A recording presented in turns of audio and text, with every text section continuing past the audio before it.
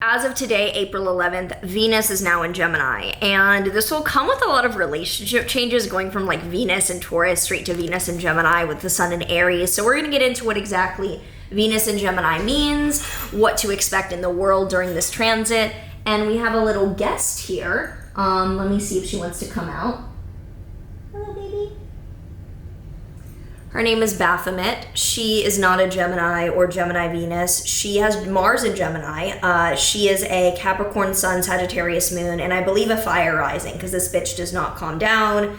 She enjoys being held a lot and enjoys purring nonstop, but Venus in Gemini also talks nonstop usually. Had to put her down. The making muffins on my boobs right now, no. But I'm about to go see a friend with Venus in Gemini, and she has just this ability to be so socially on point and so fast-paced, and that's a hallmark of Venus in Gemini, where Venus is values, it's love, it's harmony, and Gemini is a sign ruled by Mercury, which is the planet of communication, which immediately shows that people with Venus in Gemini, one of the most valuable things about them and what they value in other people is mental acuity and mental pace. So if you have Venus in Gemini, you generally are very much like, what's the term, like sapios, something where like you're attracted to people with the mental pace and the mental ability to keep up with you.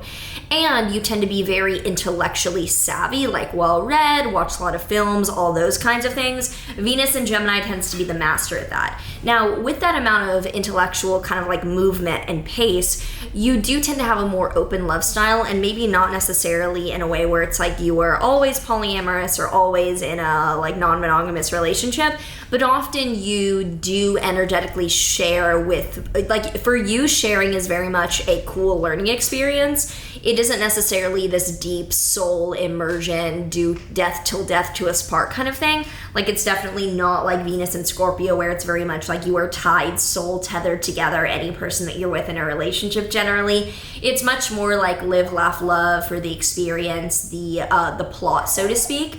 And I find that people with Venus and Gemini, in an otherwise really, like, I don't want to say mature, but in an otherwise very kind of like old soul, very responsible kind of chart, Venus and Gemini can be a good little bit of like spicing things up where they live a little bit more for the plot. I have so many friends with Venus and Gemini. I get along very well with this energy. I haven't really been in any serious relationships or anything, but I've never been in any kind of close relationship in any extent with anyone with Venus and Gemini. But Venus and Gemini tends to be quite open about their relationship requirements or their expectations. Venus in Mercury sign will be quite talkative about their requirements or what's on their mind. Like Venus in Mercury sign is not going to be like silent about what they want. They tend to be very vocal and talkative around what exactly they want in a relationship or what they're going after. So it's not a mute Venus sign, it's not a non-communicative Venus sign, there's nothing that is going to be like hiding what they're doing. But do know that if you have Venus and Gemini, you're probably talking to multiple people at once. It's rare that you're just going to be talking to one person. And people with Venus and Gemini tend to value the intellectual compatibility between people first and foremost. This isn't to say that if you have a bunch of Leo or Libra in your chart, you're not going to be quite a bit petty as well. But in terms of what immediately attracts you, it tends to be the intellectual side and the mental bond that you have with people. Venus and Gemini also can be quite like argumentative in like a very charismatic way. Like definitely banter is the way that they communicate and get along with people. But if you are noticing an energetic shift with Venus now in Gemini, going from Venus and Taurus to Venus and Gemini is quite jarring, because Venus and Taurus is very like responsible, very on its own, very monogamous, very dedicated energy. Venus and Gemini is like pointing at the tinfoil hat board, being like, do you understand all of this?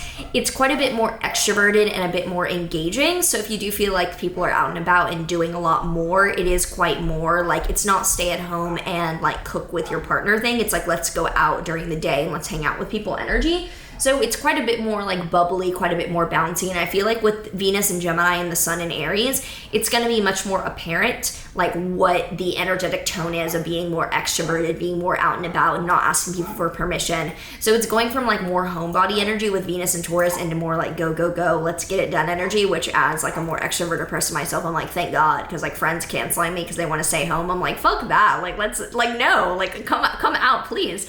So do expect that like, if you're seeing someone and you think that it's very exclusive, Venus and Gemini over the next 3 weeks until May 7th may show that they are not as invested as you thought they were, or thankfully it can show that they are much more like Spontaneous. The energy is more upbeat and spontaneous, which can mean that for some people you're finding out that your significant other is not really doing what they said they're doing and they're seeing other people. Could also be that you feel like seeing other people, and that's like the energetic shift, is that you're like, no, I want to, do this and see this instead. It's not too jarring. Venus is going to score Saturn right off the bat, which could show that there's more blockages with that kind of behavior around you.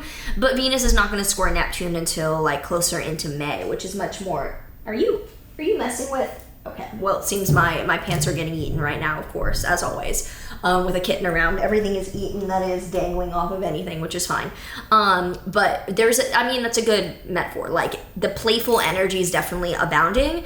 With Venus in Gemini and Mercury retrograde starting on April 21st, I would say that watch out for just miscommunications and not being on the same page as other people. Like, make sure that you're upfront around your intentions and what you're doing in relationships. But for everyone, check the Gemini house in your chart for where this is happening for you. I'm sure I will have a TikTok up about what this means, explaining all that, so you can watch that. I'll link it down below. This is a pretty short video because like Venus and Gemini, like I know this energy so well, I can explain it pretty concisely. You bond with people mentally, you're more out and about, and you have quite a short attention span when it comes to relationships. You want to be entertained, you want to be valued, you don't want to like sit at home and do nothing. And with Venus and Gemini in the world, expect more relationships to be open or more complicated and more of seeing other people than was previously established. So we're going to do a fit check now because this is technically a pool party, but I was told by my Venus and Gemini friend to show up in clothes and then change into the pool, like swimsuit once at this place. I asked the reasoning behind it, and I was given a very specific plan as to why that was required. So thankfully, we were very strategic about the dressing mechanisms. I'll show you like the fit, and then I will put my coat on and everything. So I've worn this I got this over the summer. It's just a matching fuzzy top, and then like this looks like a skirt. It's just a skirt. This is just a skirt. So it looks like it's shorts, but it's not. It's very short, and like I wouldn't wear this to anything but a pool party basically because ass just like out. This necklace is from Parts of 4. It's just a big this just big crystal, and I'm wearing it with these shoes which are like clogs from Doll's Kill. It just works. I don't really like to wear sandals like ever, so I'm not going to go to this. Even though it's a pool party, I'm not wearing sandals. But what I am going to do is I'm going to wear this big coat over it because one, it's like 70 degrees, and 70 degrees is still cold for me. So this matches. It's like, I think it's a vibe. I haven't put it on until now. I just thought that it would make sense. And like if it's, I don't know, a little bit cold, I can put this over my swimsuit and clearly not be in any competition with any inflatable women, because this is not that. Anyway, I'm just saying that out of like my Venus and Leo. Like Venus and Gemini, I would say is a little bit more competitive. Like Venus and Leo, like I literally don't give a shit. I'm the main character in my weird like emo whatever. There's no ever any competition. I don't even notice you.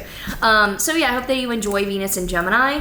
I hope that things are going well for you, and I need to get my cat off of my pants right now. It's literally eating my pants and my charger.